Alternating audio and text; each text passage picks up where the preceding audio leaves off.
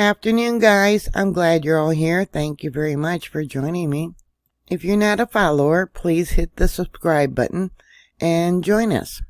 In Turkey today, there was a magnitude 5.3 earthquake along the East Anatolian Fault zone. Using the swarm program, here is that earthquake. It comes from a monitor way up north, quite a ways from where these earthquakes occurred. It's the closest monitor that I have. This is an area where the fault is locked, building up a lot of stress.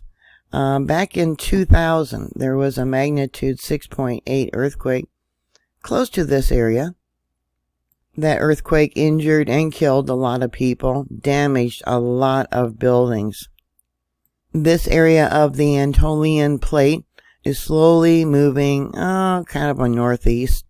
I got the fault zone sort of drawn out. I don't know if you can see my little arrow, the direction that this area is moving, or supposed to be moving, but it's locked. So, yeah, that has not been happening. Let me bring it back down here to where these earthquakes are occurring.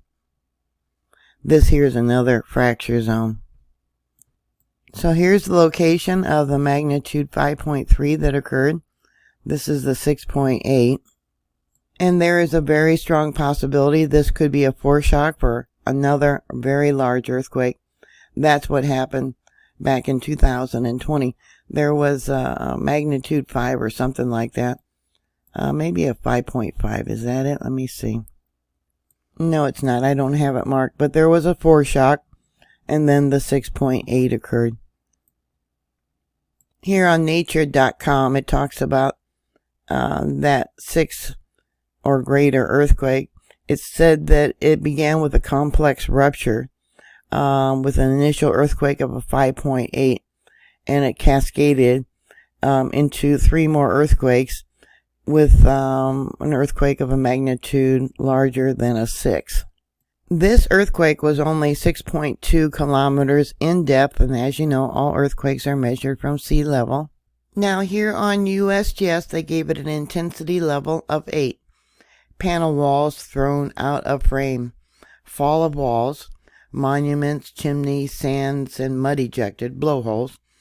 Drivers of automobiles would have noticed it. Yeah, their cars would have been shaking. In that area, they have a lot of rock and mud structures, so those would have definitely been damaged.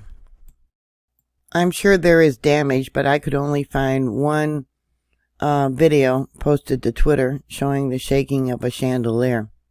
Some of the felt reports sent into EMSE, this one here said it was severe. We got another one said it shook bad. They were 27 kilometers northwest, so that would be about 16.8 miles northwest. Felt good as if it hit it. I said it passed and then it shook a lot. Alright. Was in the garden and they felt it. What else we got here? Didn't feel too bad there, they're saying. Here they're saying they rocked. Shook excessively. Another one says he shook solid and they were frightened. Another one said they were sleeping and woke them up. Lighter than the previous one, but still it was powerful. Lasted around 10 seconds. Another one said it lasted about 10 seconds. And it was pretty long and fierce. I certainly hope they don't get another larger one, but, you know, just got to be aware that you do have a 20% chance of having a stronger earthquake. Sending prayers. So what are your thoughts? Please put those comments down below. Thank you very much for watching. Thank you for subscribing. Please stay safe, and I'll talk to you later. God bless you. Bye.